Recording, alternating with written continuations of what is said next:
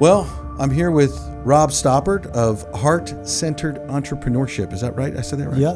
Mm-hmm. Rob, thank you for stepping up to the line today. We're really glad to have you here on the podcast with us.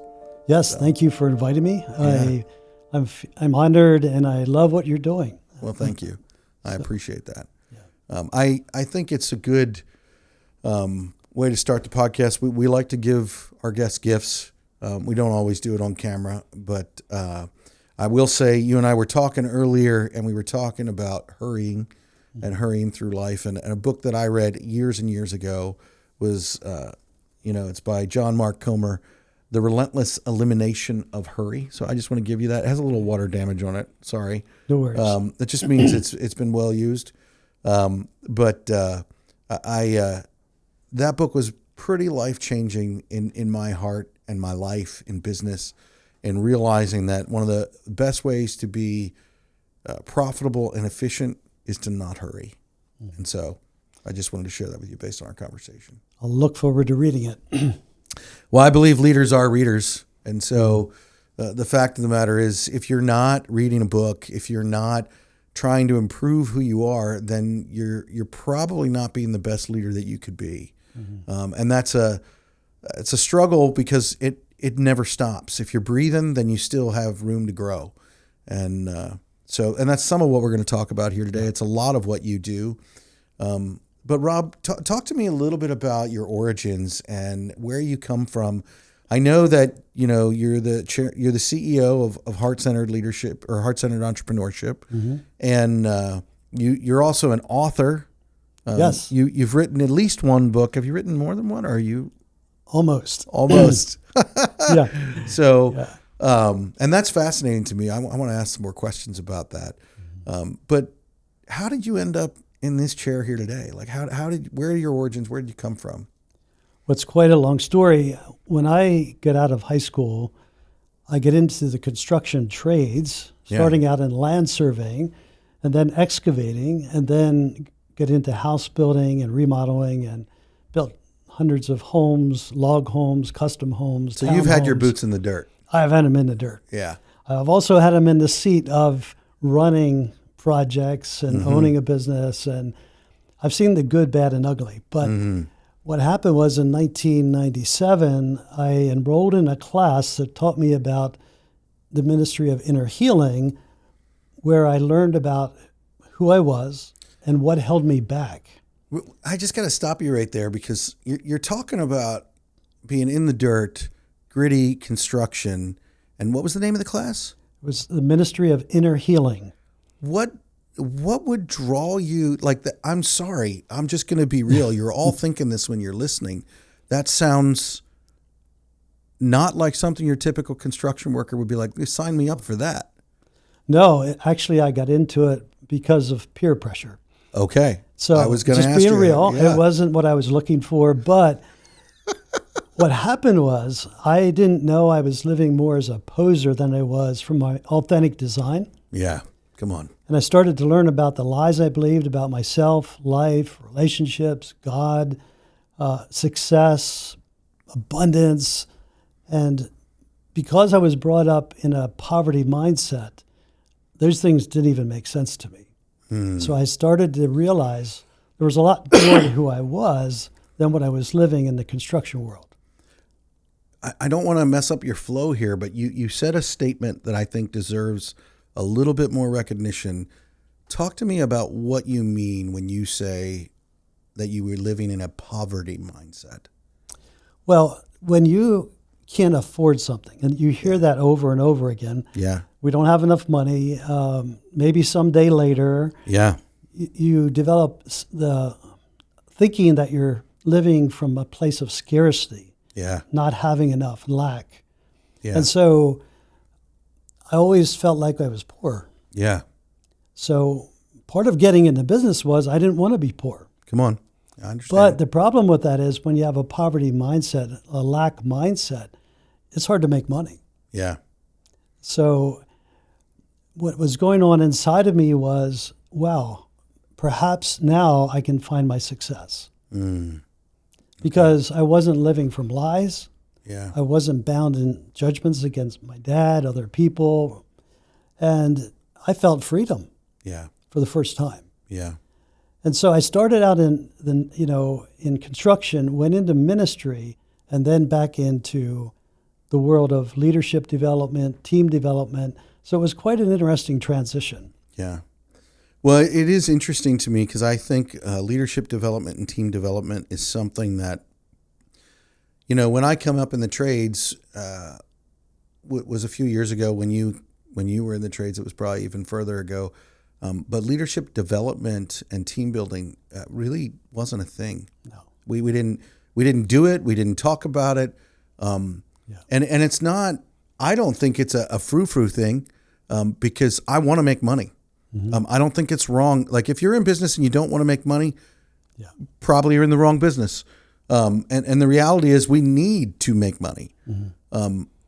But when you develop your leadership, when you develop your teams and you invest in building a solid, sustained culture, then you like operate like I'm not a car guy, but I love a good machine. Mm-hmm. And when an engine is running and it's tuned just right, that is a beautiful thing. And when your culture, when you keep, and that's something you have to work on. Like you can't tweak an engine and then walk away from it and leave it and it just continue to run. Right. Like it needs adjustment. It needs to be cared for.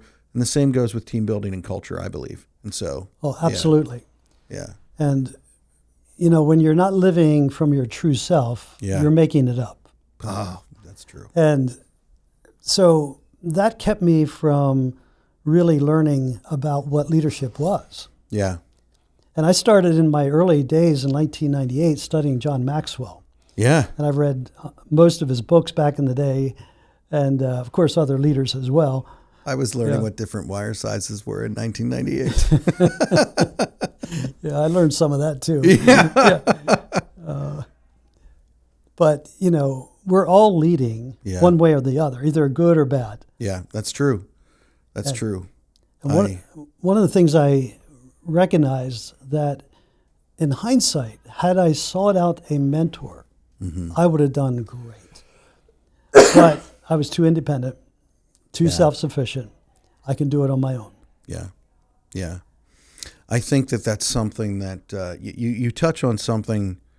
I can remember early on in my marriage and in talking with people today, but early on in my marriage, I had a lot of friends that were really struggling in life, and I wasn't struggling with the same things that they were. Mm-hmm. And I remember that I said, so I was talking with my wife. I was my friends were dealing with these different things, and I wasn't struggling with these things. And I remember saying to her, and what was going on with some of my friends were going to therapy and going to counseling, and I remember saying to her, I said, well, why am I not doing that? Like I grew up with these guys, I'm the same person. And my wife said something to me that I thought was really interesting. She said, you've been in therapy your entire life. And I said, what are you talking about? And she went through a list of like 3 men that were easily my father's age or my grandfather's age that were in my life. And like I would meet with them weekly. Mm-hmm. And I always, ever since I was a young kid, I was always hanging out with older people. Okay. I mean, when I was 12 years old, I had multiple friends that were in their 50s. And that continued through my life. Matter of fact, one of the hardest parts of my life right now is a lot of my friends are in their 70s and 80s. Mm-hmm. And they're going through changes. Yeah. And it's different. And some of them are dying. Mm-hmm. And I said to I was at the hospital the other day visiting someone, and I said to my wife the other day, I said, I love my mentorship and the therapy that she said that I got, because back then she was saying, well, the reason that you're not struggling with this is you've been getting this therapy by these mentors that you meet with.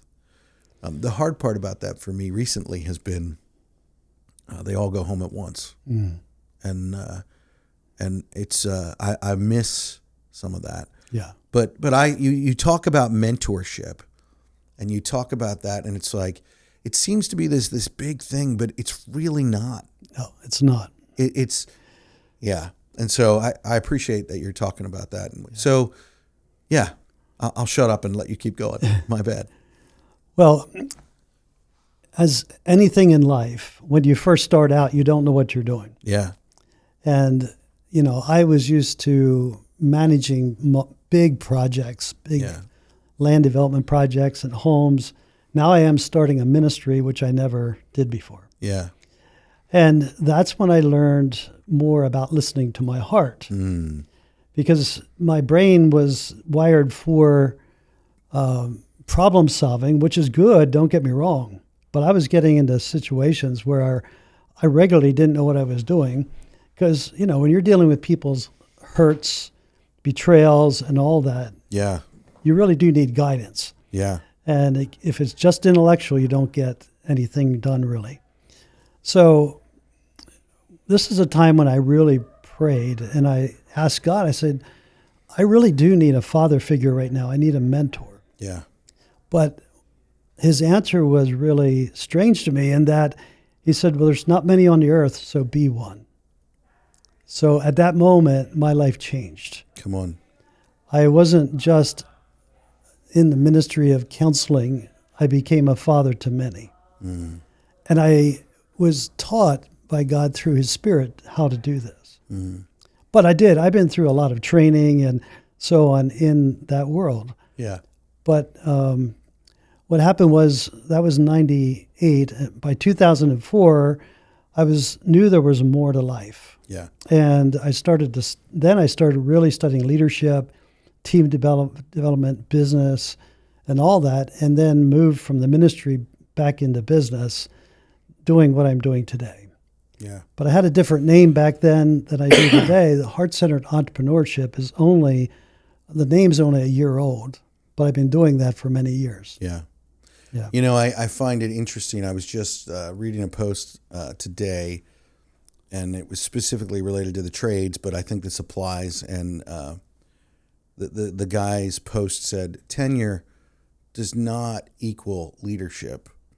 And I responded, and I just said, one, I believe that's something that, especially in our industry, needs to be said. Just because you've been doing something for a long time doesn't mean that you're a leader. Right. But that's the difference between tenure versus experience. And when you have the experience, and I think in the skilled trades industry, which is a lot of what we're about here at Blackline, one of the biggest things that we're missing is mentorship of people taking the experience that they have and that they have gained. It's not about, oh, I've been an electrician for 60 years. It's about, no, I was on this job dealing with this problem. I was here dealing with that. It's like, and sharing that knowledge. Because you can have tenure, which is something where that means that you existed in the same space. It doesn't mean that you were part of the solution. And I know a lot of situations where I've dealt with people who had tenure that needed to go have tenure somewhere else. Sure. Yeah. And so I hear what you're saying. You have the experience over the past 20 years that go along with you continually trying to, to learn and study and grow in that way. Yeah. Yeah. Well, I've been an avid learner, books, podcasts, going to seminars, peer groups, Actually, that's how we first met in like a Vistage type peer group. Yes, and that was quite a few years ago, but that was 4 or 5 years, I believe. Yeah. And that was a great start. That was the first time I was in a peer group. Really? Yeah. Okay. But that really helped change my life. Yeah. Well, and I think those things, it's another form of mentorship in a way. And it's really, I'm seeing more and more of those coming to be. And it's something that we need more of for sure. Yeah. Yeah. Actually, that's something I'm doing. I will be doing in Heart-Centered Entrepreneurship, the Heart-Centered Way, which I know we're going to talk about later. Yeah.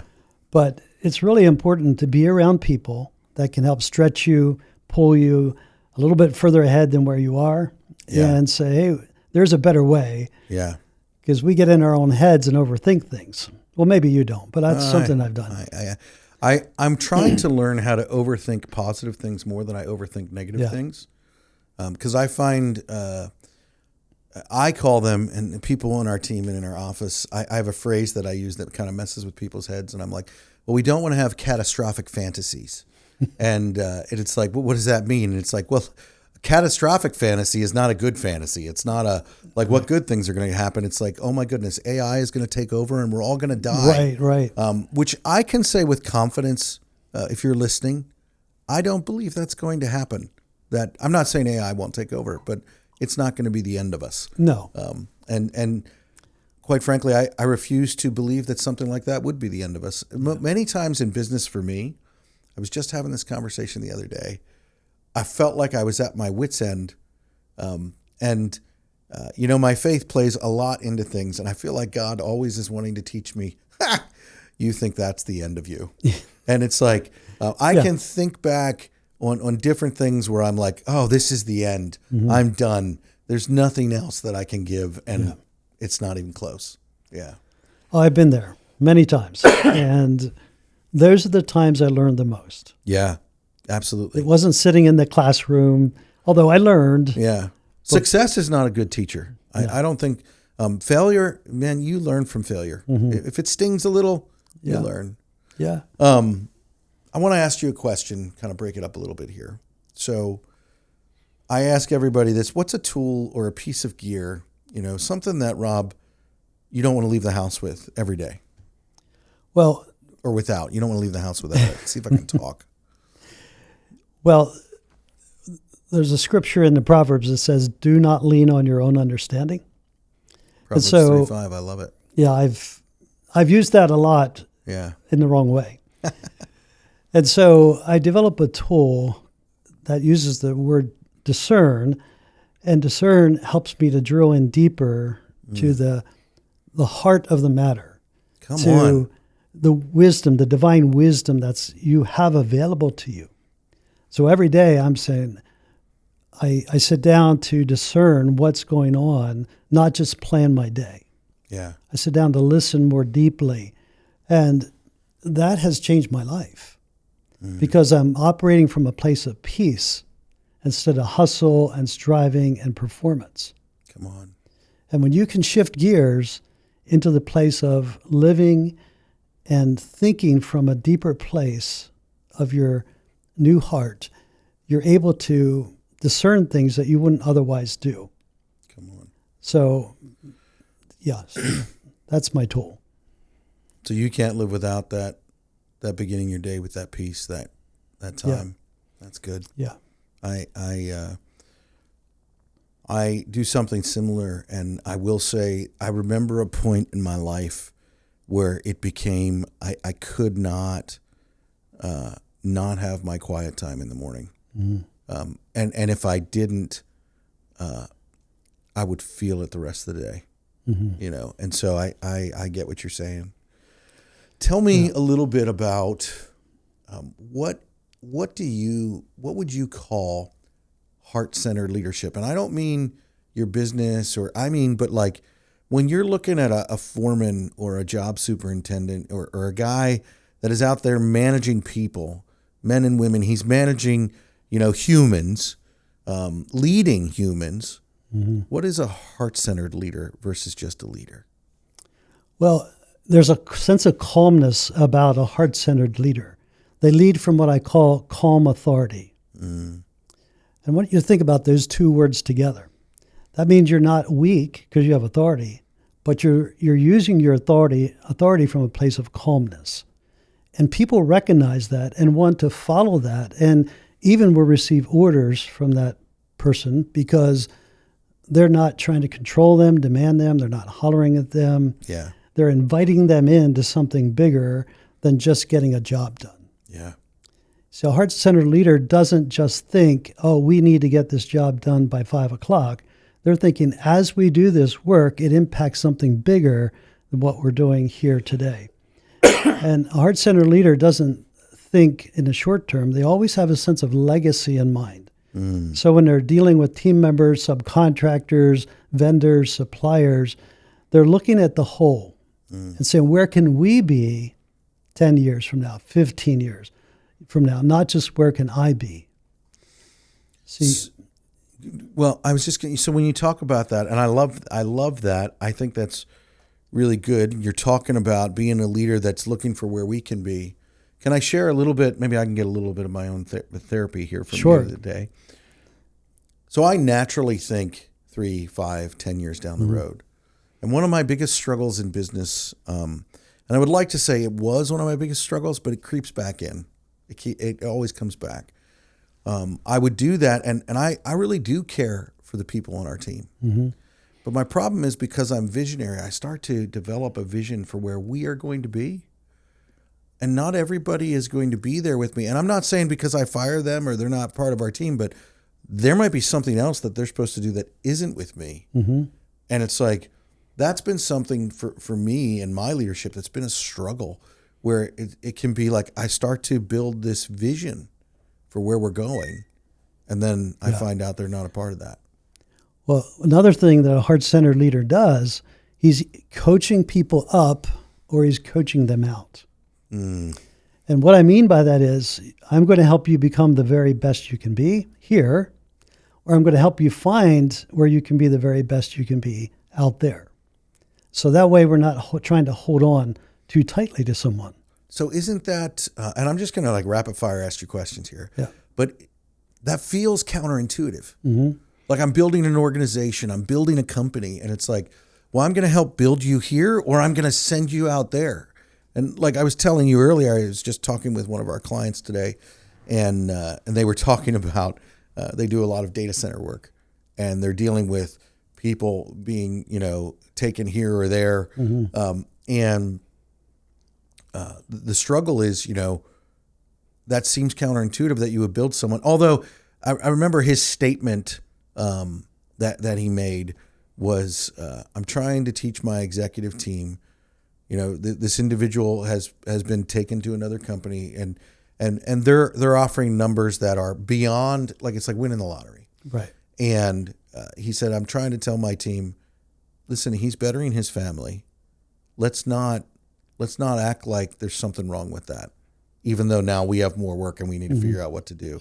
So what you're talking about, it just seems counterintuitive. What would you say to that in those situations? Sure. Well, again, this is where faith comes in and living from the heart, not from analysis. So what I've seen is when a leader is willing to release somebody in a healthy way by helping them to get to where they want to go, that need is already met. Somebody's already being prepared to come and fill that spot. So you use the word faith, and I always associate that with God. But what if I don't believe in God and I'm running a business? What does that mean? Does faith still apply to me in that way? We all have faith. Okay. And the challenge is sometimes we are so much leaning on our own understanding that we limit how much faith can work. And faith in God opens up a whole new world of opportunity. Because God said, I'll meet all of your needs according to my riches and glory. And so then the leader's not worried about losing. He's concerned about giving. Because another aspect of being a heart-centered entrepreneur is being very generous. Generous to a fault. And that's why helping somebody to move on to a new place is generous. I would think that's impossible to do if you have a poverty mindset. You cannot do it. Yeah. Because you live in fear. You live in lack. And it's a heart-centered entrepreneurship helps you to become a freer thinker. Yeah. And you have better relationships because you're not trying to prove anything. Yeah. Yeah. It's interesting. You used the words calm authority earlier. And immediately my mind went back to a situation of where I feel like I first saw that as a young man. My father was an EMT, and, he had been in Vietnam. He had seen combat and war. I remember seeing calm authority in him in the first big medical emergency situation that I was in. I froze, and he did not. And I remember watching him take charge of us. Like, we were in a situation where we didn't know anybody. We were just there, and you can imagine some medical emergency happens, and he's like, all right, I want you to go call 911. And like, people are bleeding. And it is like they could die. And he is just very calm and like telling people that don't know him from Adam. Go do this. You do this. You put pressure there. You hold this there. And I remember I was just frozen with fear, which I think is an important set of words to listen to as well, because fear does that. It freezes you. And I was frozen with fear. But the more that I heard him talk, the more that I heard him speak calmly and with authority, like he didn't ask people, will you do this? He said, you go do that. You go do that. I think that's something when you're talking about that calm authority, that was the first place that my mind went, remembering that experience and what that was like. That's a great picture. Yeah. You cannot be a great leader when you're leading from stress. Yeah. You need to control. You need to demand everybody do what you say. Yeah. You burn people out. Yeah. And another important part of this heart-centered entrepreneurship is you're no longer giving your family the leftovers, your loved ones the leftovers. You're more fully present during the day, so you're not draining yourself, so you can be more fully present when you get home. That's really good. A lot of people unaware, they're building their business, they're growing their organization, and they don't realize they're becoming something different than they were designed to be. So they're not watching who they're becoming. And in that, they're losing how to apply the goodness of who they are in every part of life. Yeah. And so one of my failures in life was not being there for my wife, not being there for my sons. Yeah. And, obviously we can't change it, but we can change where we are today. Absolutely. Absolutely. And when you're living the heart-centered way, you're not living from striving. Yeah. You're not living from hustle. That doesn't mean you're lazy. It doesn't Right. mean you don't have a sense of drive about you, but your drive is for a greater purpose. Yeah. And that's to be there for your team members, but to be there for your family and friends even. Yeah. Yeah. I gave you that book, The Relentless Elimination of Hurry. Yeah. And to eliminate, I love on the book, if you look, it has the word hurry crossed out on the cover there. Yeah. And I think that I was telling you the story when I read that book, with my kids, whenever we're going somewhere when they were younger, it would be like, come on, hurry up, get your shoes. And I don't know what is it with kids under 5, if they have shoes and socks, they're never together. Like not as a whole. Like you might have one shoe and one sock, but never 2 socks and 2 shoes. It's like a thing. And my youngest, he had a problem with ever having his shoes. I remember we got to where we were going one time, and there he is walking around barefoot. And I'm like, what are you doing? And it was like November. I mean, I was definitely a bad parent when it came to that. But I remember reading this book and being like, it was when I changed my vocabulary. It's something I say a lot. I think words matter.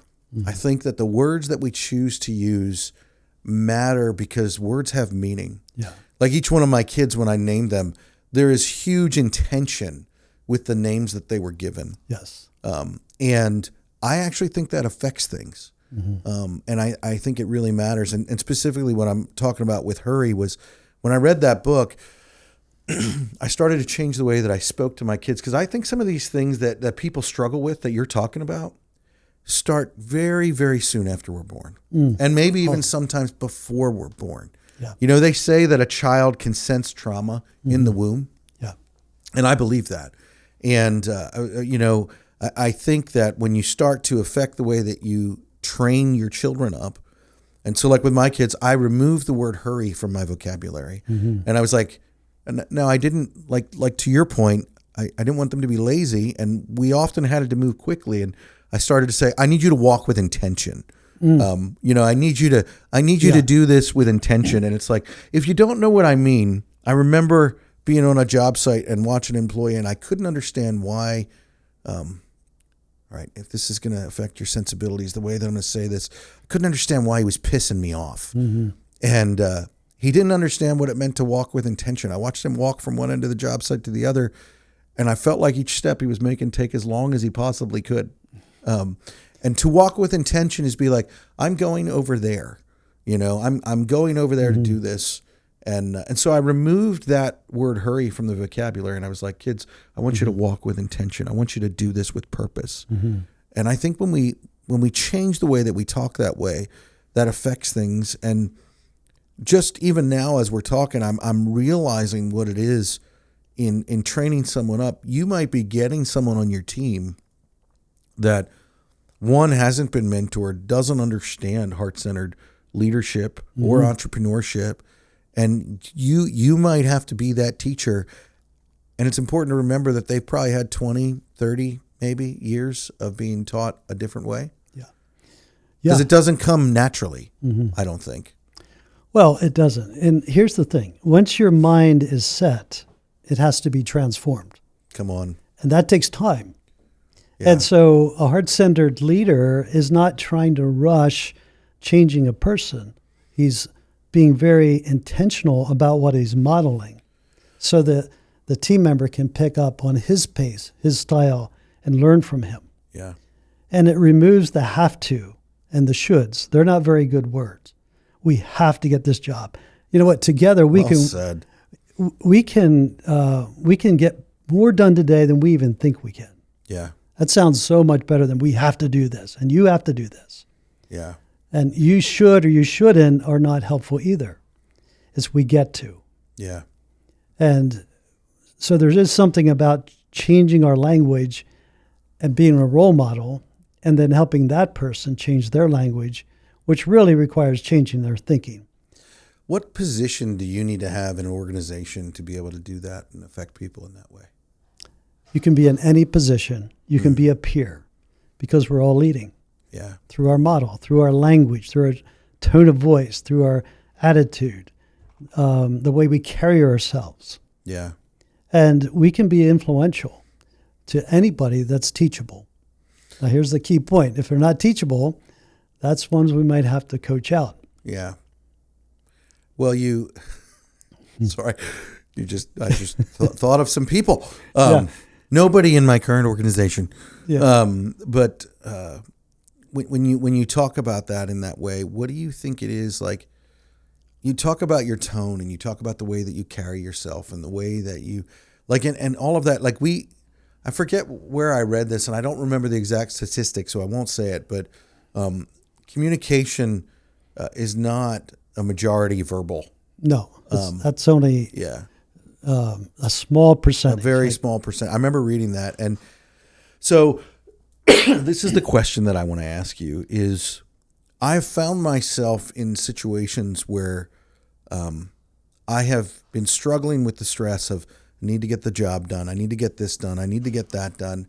And I've watched myself in specifically with my assistant, sorry if you're listening, where I'm talking to her and I'm going through tasks of what we need to do today. Mm-hmm.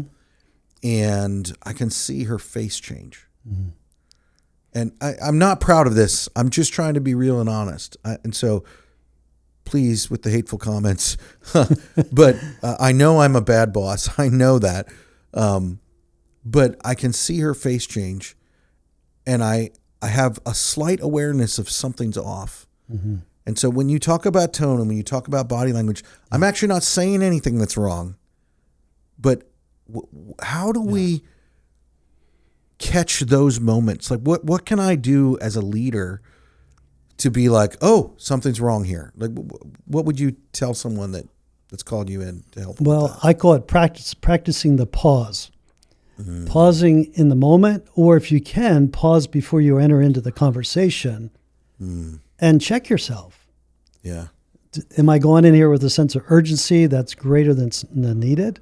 Yeah. Have I just had an argument with somebody so that made it bigger? Maybe.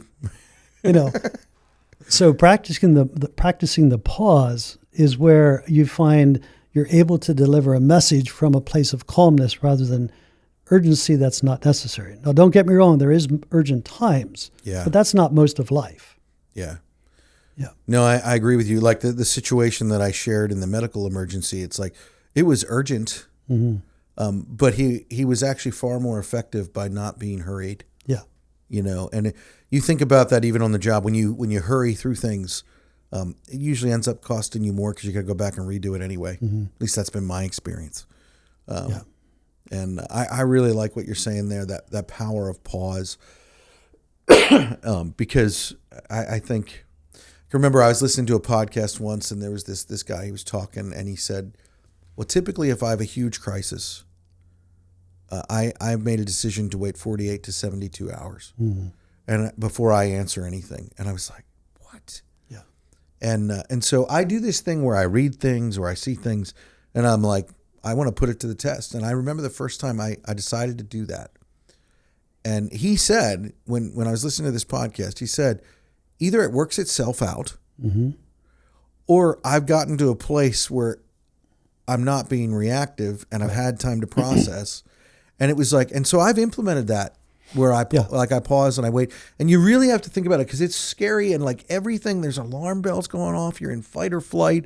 And it's like, I have so many times where I've reacted and had to go back and apologize and try to regain ground. Yeah. Or lost, the other thing, or lost authority because of the way I responded. But I started to implement that, and it was amazing to me, one, how many times it worked itself out.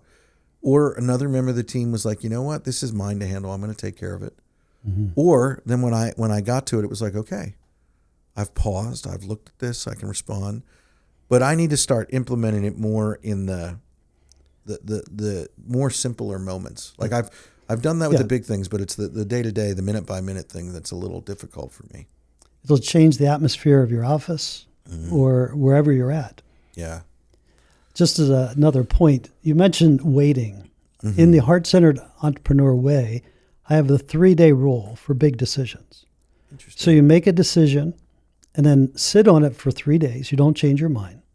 You're not should I, shouldn't I, or analyzing. And if on the third day you still have peace, you go with it. If you lost peace on the third day, then you reevaluate. Because most big decisions, you do have time. Yeah. And that has helped so many of my clients make better decisions on the big purchases even. Yeah. Yeah. I remember, I think that's great advice, and it's just striking to me because I remember being a young man, and I shared with you some of my older friends and mentors. And I remember I'd saved all this money, and I had a buddy who was a car dealer.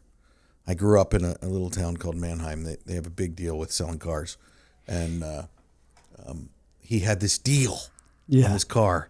And he's like, and he wasn't playing me, but it was just the way he communicated it. And I was like, oh, I need to make a decision. And I went to one of my older friends, and I said, you know, what do I do here? And he said, and he told me a story about his father, who was a very successful businessman. And he said, my father would, when he would go to buy a car, he would go to the dealership and he would look at it, but he would never buy the car on that day, ever. And he said, and that was always his thing. He would wait a day or two before he would go back and buy the car. And it very much is exactly what you were talking about. And I remember him giving me that advice. And I probably didn't listen to it because I was like 17 or 18. But, you know, but the reality is that's so true. And over the years, I have implemented that because having friends that are in the car business, there's always a deal. Always. And I have let deals go away because it didn't feel right, because I did that process like you talk about. And here's the crazy part. There's always a deal. Always. You're not going to miss the opportunity. If you're bidding a job or you're looking at a project and you don't feel peace about it, don't take a job because you're worried about what you might miss. You know, the reality is there will be another one, and you don't want to be in a situation where you don't have peace about something. There's always another opportunity. For sure. So if we fear losing an opportunity, we're living from a position where we cannot live by faith. Yeah. Because fear and faith aren't compatible. Yeah. That doesn't mean you don't feel human fear. Yeah. I'm talking about the fear that restricts your decision making. Yeah. You know, many of us, we want to be excellent decision makers. But if we don't stop to find out what is driving our decision, we'll often make poor decisions or less than important decisions. Yeah. So that's why I don't like to rush anything anymore. Yeah. I try to be still and wait and then move ahead. And every time I start to rush, I can feel I lose my peace. Yeah. Because generally speaking, there is nothing to rush for. And if I'm late for an appointment, that's not nobody else's concern except my own. I just was poor planning. Yeah. So I stopped beating myself up. If I'm going to be late, I just calmly call and say, I'm going to be late. Yeah. Yeah. Not have excuses. Yeah, I think that's important too. Yeah. Actually, when you call someone in that situation, no one cares about your excuses. No. I've had guys for years call me and be like, you know what, I'm going to be late to work, and they go through, I overslept, or this happened, or this happened. Like, I don't care if your dog died. I really don't. Mm-hmm. And that might make me seem cold, and that's because I am. But it's like, if you call, if I have a guy and he calls me and he says, I'm going to be late to the job, I'm really sorry. I missed it. I dropped the ball. That's it. That's it. And then I have a guy and he calls me and he says, you know what, I was up all night coughing and I wasn't feeling well and this and that and the other thing. And it's like, there's the way I look at those two, I'm going to just tell you, I have more appreciation, grace, and understanding for the guy that just said, I'm going to be late and I'm sorry, than I do for the guy that actually, and usually when you're given excuses, you totally miss the I'm sorry. Mm-hmm. You know, and Yeah. and here's why I think, and I'm not trying to steal your thunder with this, but people are like, well, why should I say I'm sorry? Listen, when you're late for something, the reality is you have communicated to that individual that they're not as important as you. Mm-hmm. And that deserves an apology, because we want to look at everyone that they're as important or more important than we are. That's how we want to look at it. Yeah. And I think that's just the common dignity and honor that we are to give fellow human beings is, hey, you matter to me. I was just watching a podcast the other day about a guy, and he said, he goes, hey, here's my phone, and they have a table. And he goes, how do you feel like our connection is right now? And he goes, well, I feel like you're not fully engaged. He goes, all right. He goes, I'm going to take my phone, I'm going to turn it like this. How do you feel like now? He goes, well, now I definitely feel like that. And he goes, but then he took it a step further and he said, what if I left my phone in my car because I wanted to have this interaction with you? Mm-hmm. Like, and he just said it. He didn't even do it. And the guy sitting there, you watched his face change, and he was like, well, I would feel like I really matter to you and that this is really important. Yeah. And he said, because that's what it communicates. And the things that we do, the way that we carry ourselves, the action, and just so you don't think that I do these things correctly, just the other day, I had gotten home from work, and my daughter came up to me and was telling me something about her day. And I love my wife. She's so good for me. She comes over to me and flicks me because I was listening to my daughter like this. Yeah, uh-huh, yeah. Mm-hmm. And I was communicating in a way that was telling her that she wasn't as important to me. Mm-hmm. And it was after work. The reality is, whatever work problem I was looking at, wherever my mind was, didn't need to worry about it until the next day. And, my wife gave me that little pause to be like, I knew exactly what she was doing. So, well, I teach all my clients to learn how to debrief on the way home. The computer. I like that. You unpack. Yeah, please practice it. Your wife will love me. If you don't debrief on the way home, and you don't set that aside, you take it right into the home and change the atmosphere. Because a lot of times we walk in with tension, strife, concern, worry. Yeah. We didn't get the job, whatever it was. Yeah. And the Bible calls that casting all your cares upon God. So I release things. I let them go. Because when I walk in to see my wife, I don't want to be there like worrying about something or trying to figure something out because she knows I'm not there. Yeah. Yeah. Yeah. That's really good. Talk to me. I know we've been going a little while. Are you still okay on time? Oh, good. Okay.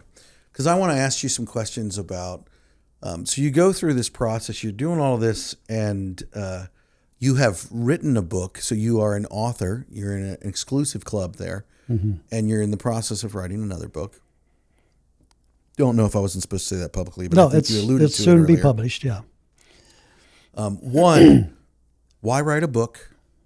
Two, what was that like? Like, would you consider yourself an author? Because I think a lot of people that should write books don't consider themselves authors. And three, when you look back over it, what is one of the things that you feel like that taught you that you didn't have before doing it? Sure. Well, my first book I wrote in 2023. Okay. And I wrote it just kind of erratically, spontaneously. I didn't have a plan until I got a plan because I didn't know what I was doing. You see, an author isn't an author until they publish the book. Right. And my book is called Walking in Divine Wisdom. So it's practical and it's spiritual in nature. And so what I learned in that process was I didn't have to know what I was doing. I just needed to write. And then what happened was the people I needed to help bring order, structure, chapter titles, book design came to me. Because again, I believe my needs are already met, so people show up in my life. And the biggest thing I learned from that was I was designed to do it. Yeah. I just didn't know it until I tried. Yeah. And so I was able to publish that book in January of 2024. And I had such a sense of self-confidence at that point and God confidence because I couldn't have done it without him. Yeah. And so now for me writing the second book, which is called The Heart-Centered Way, it's like, okay, this makes sense to me now. But I still didn't try to do something like in a great order because most books aren't written in that way. Yeah. Especially a book from the heart. Yeah. Now, a novel maybe, I don't know, or a textbook. And so I learned that there's more to me than I realized. And what was interesting, it took me back to childhood. It took me back to watching my teachers. And I was a fairly good student, but I was a shy student, so I didn't get engaged much. But I always thought, you know what, I could be a teacher. And I said, no, I can't. Nobody will like me. Nobody will listen to me. And then I recognized that, well, I was already being prepared even back then to write the book through some of the things my teachers told me, things I was learning about. So I learned that our life is from conception till now. It's all tied together. Yeah. All interwoven and connected. It's all interwoven. Yeah. What has leadership cost you personally? Well, first of all, it cost me my pride and my ego. Those are good things to get rid of, yeah. Because when you grow up fiercely independent, you rely on yourself. And learning leadership meant to learn to be a servant. Yeah. Because when you're serving people, you're modeling leadership in a way you don't recognize. Yeah. You're not just giving orders or saying, hey, here's the blueprint, now go build the house. You're saying, we will build the house together, and I'm going to help you. Yeah. It taught me how little of a leader I was in my home because I didn't know how to lead. Yeah. And so there's things I had to unlearn about how I make decisions. You know, I was famous for, my wife would say, why don't you talk to me more? She said, well, she's a verbal processor. I'm an internal processor. And so I would think things through, come to a conclusion, and I would expect her to know what the conclusion was without talking. I'm only laughing because I've never experienced that in my marriage. I'm sure. I'm a liar. So as I learned leadership, I learned that it's actually a two-way communication. Yeah. And it's actually verbal too. Yeah. And it's also, even more important, is listening. Yeah. Really listening. And I learned to do reflective listening. So Reflective listening. Yeah. Tell me what that is. Yeah, it's like repeating back what you think you heard somebody say. And you do it in your own words. So I believe you're saying this. And that gives the person an opportunity to say yes or no, this is what I meant to say. And it made me a stronger leader because I was actually hearing what the person wanted done. You know, I think that's interesting that you say that because I think communication is one of the biggest hurdles in the trades industry in life. I can't tell you how many times I've said something to someone and I come back to the job And I'm like, that's not what I said. Yeah. But when you talk about that, like I have said the same phrase to two different people and they heard two different things, and I didn't say different words. Right. And what you talk about is, I think one of the things with being a leader and being a successful leader is your job is to learn multiple languages. It might all be English, but it is not all the same language. No. And when you talk about that reflective listening, that's very intriguing to me, because I would think that provides the opportunity for them to help you learn their language. Because I think each person speaks differently. Yeah, that's a very keen observation, because that's one thing I learned early on in the construction world, building houses. Every customer was different. Yeah. Every subcontractor was different. Yeah. And as I would learn to know them, and I purposed to know them, I'd ask them questions about their life, not just the job. Yeah. I wanted to know what made their heart sing. I wanted to know what makes them afraid. Because as I was engaging with people, I was learning to know them. Yeah. And they became curious about me. Yeah. So it wasn't always just about the work that needed done. It was about life. You know, it's funny. I think in most projects, if I had to put percentages on it, I would say the work is 40%, and the people are 60%. Whether it's the client, the end user, whether it's the team of other trades that you're working with, because when you're interacting and you're relating with those different people, you know, one of the biggest things I think that we struggle with is maintaining trust in trades projects, because you're usually dealing with someone that has no idea what it takes to bring a wall out of the ground or to wire a building. And it's like, and kind of going all the way back to communication, learning how they communicate, learning what they're afraid of, learning how they understand things. It's like, you don't have to tell them everything, but you need to learn what's important to them. And when you learn that, then they can relax because they trust you. Yeah. And it's not like this adversarial relationship then. Right. When trust is lost, then it is miserable. Yeah, it takes time to build trust again. Yeah. So you waste a lot of time. But one thing I did learn with communication was I would ask for the subcontractor, tell me how you would do this. Yeah. Then I'll tell you what I think about it. And then we'll come up with the best solution. Yeah.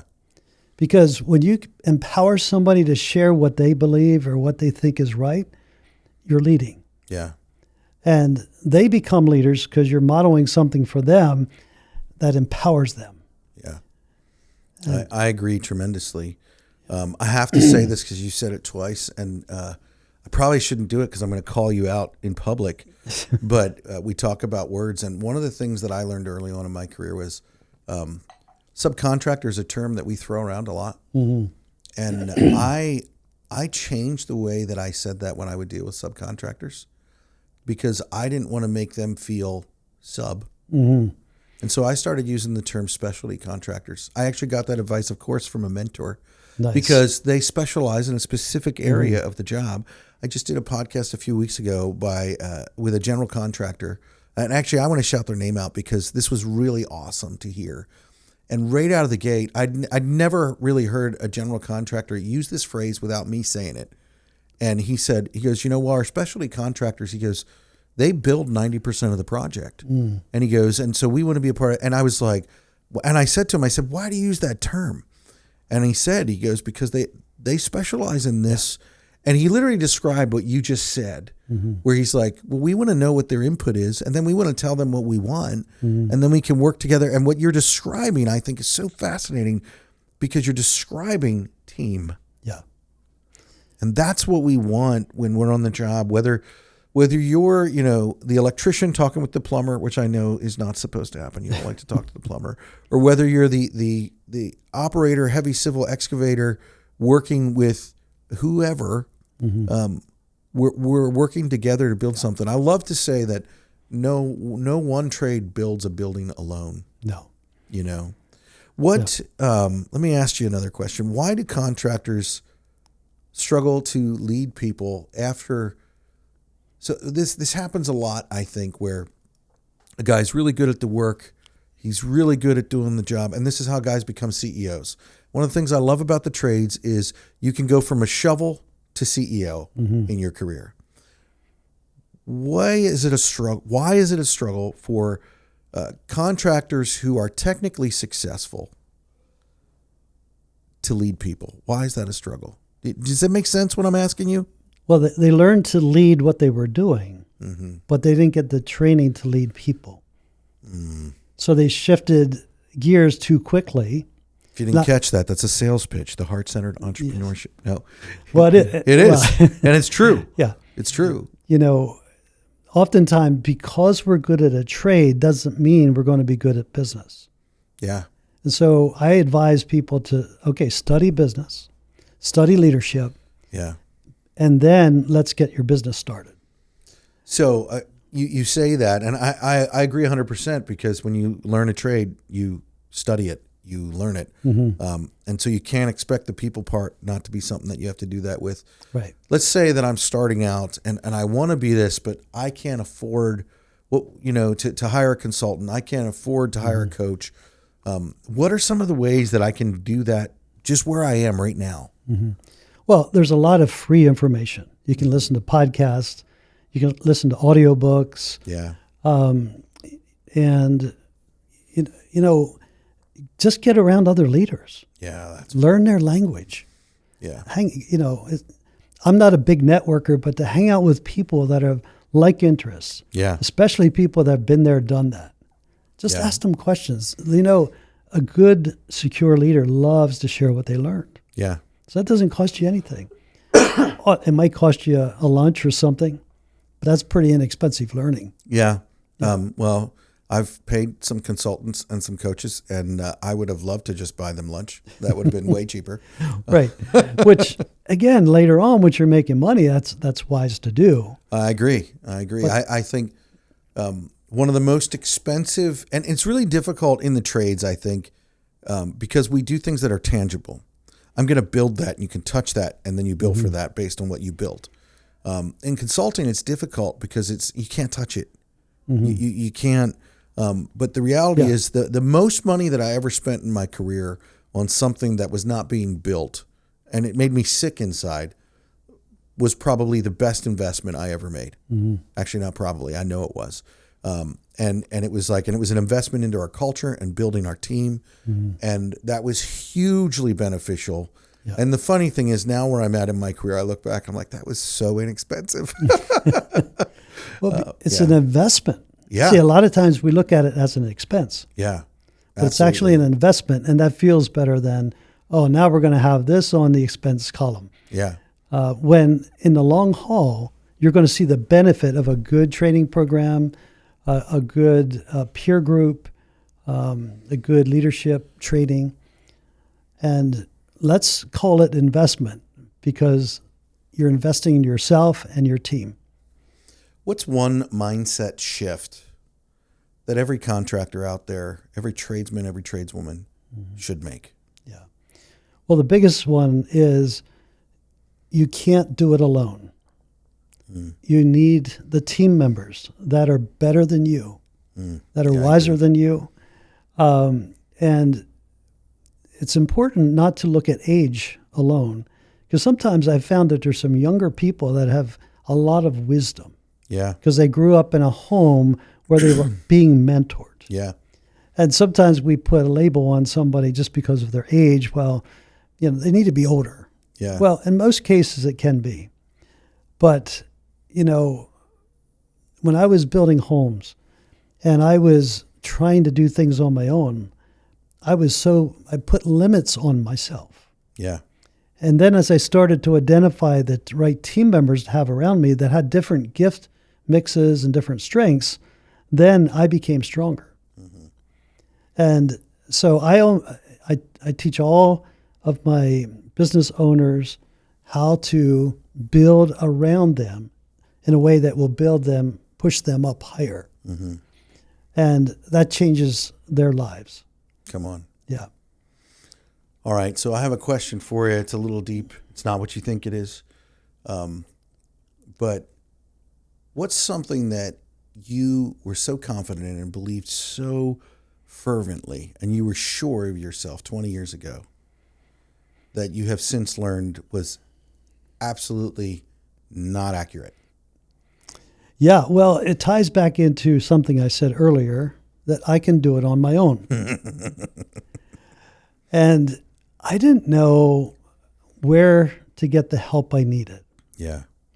And often I would shortchange myself to thinking so-and-so wouldn't want to talk to me.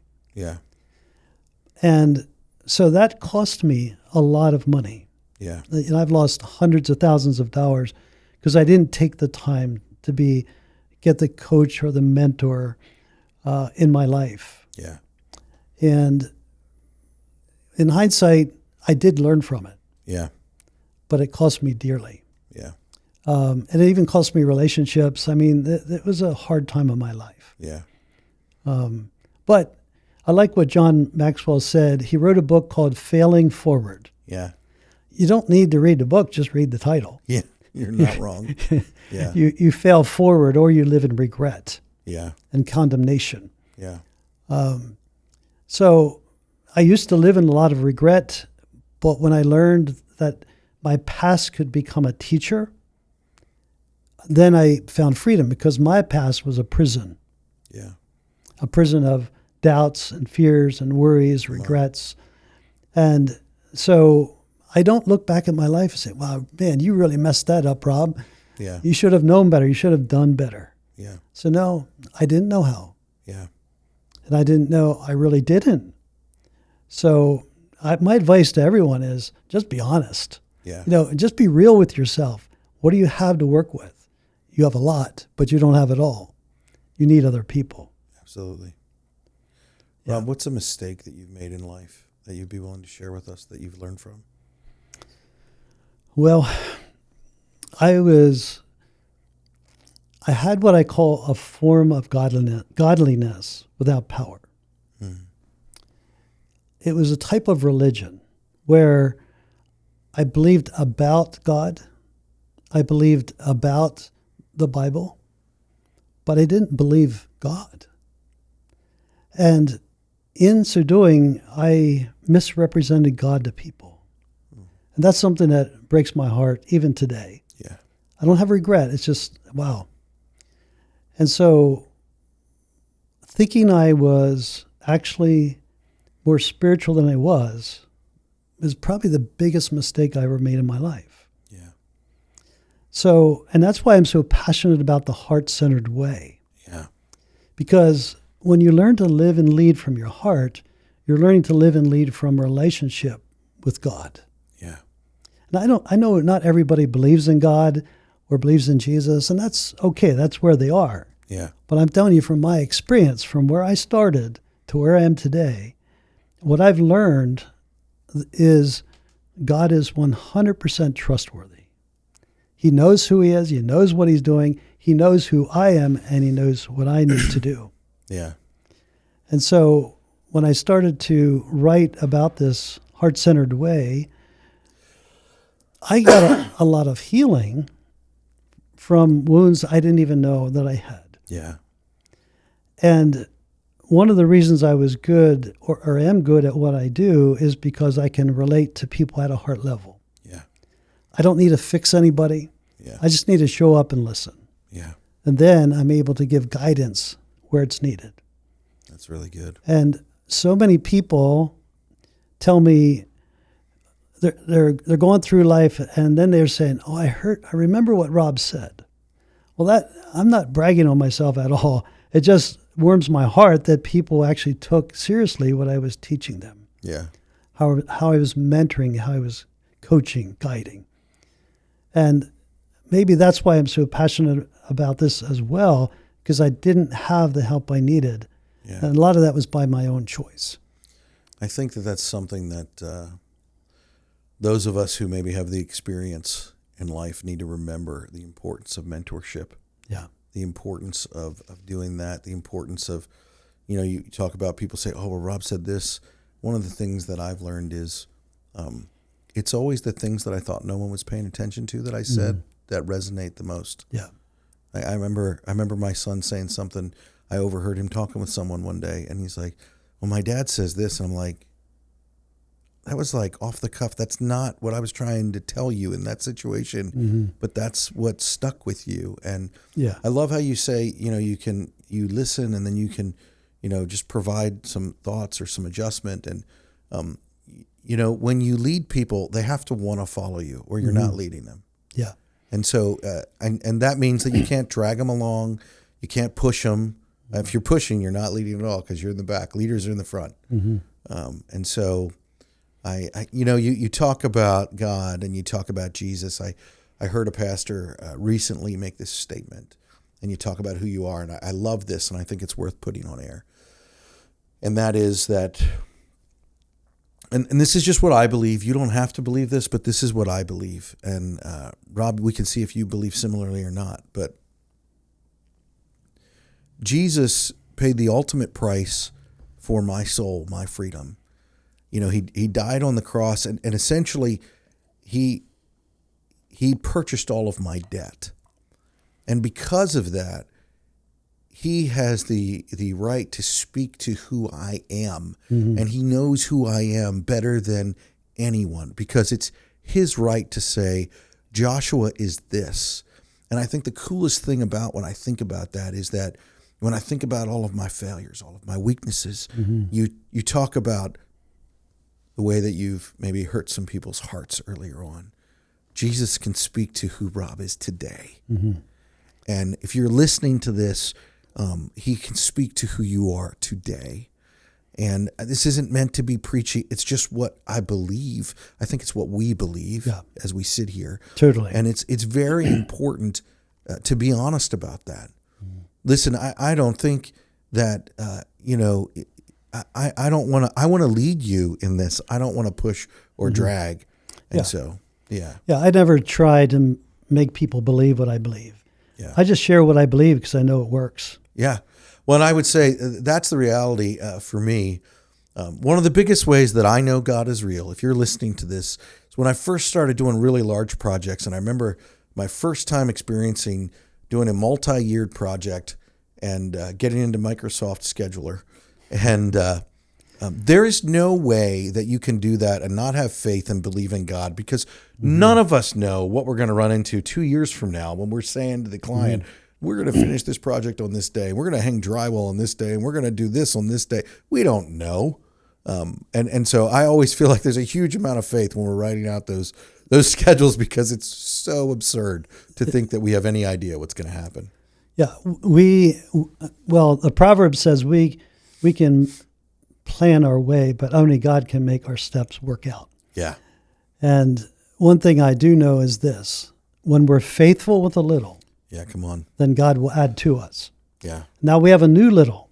Yeah. So now we're faithful with that little. Yeah. And this thing keeps getting bigger and bigger, to your testament of, wow, we have this massive job, but it's a new little to be faithful with. Right. And that's all we're to do, to be good stewards of everything God entrusted to us. And I want to say this before I forget. It doesn't matter if you're a startup or if you're running multi-million or $100 million projects. It doesn't matter how big your company. The heart-centered way is the same way for everyone. Yeah. So it's not something that everybody, I have to learn this way and that way. It's a way of living and leading that people recognize there's something about you that's different. Yeah. And they want to follow you because of that difference. Yeah. Yeah.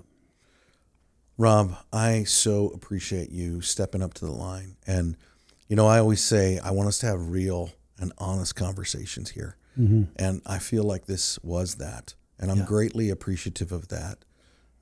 For those who are listening, if they want to find you, where do they find you?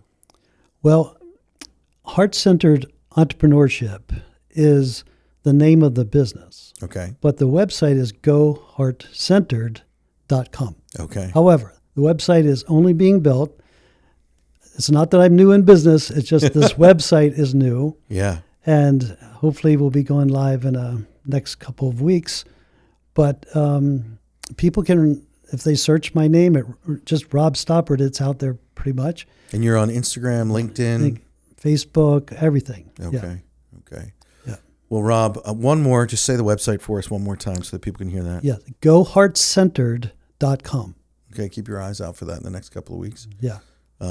And again, thank you for stepping up to the line. Yeah. Greatly appreciate it. And looking forward to your next book. So It's going to be good. That's what I've been told. awesome. Yeah.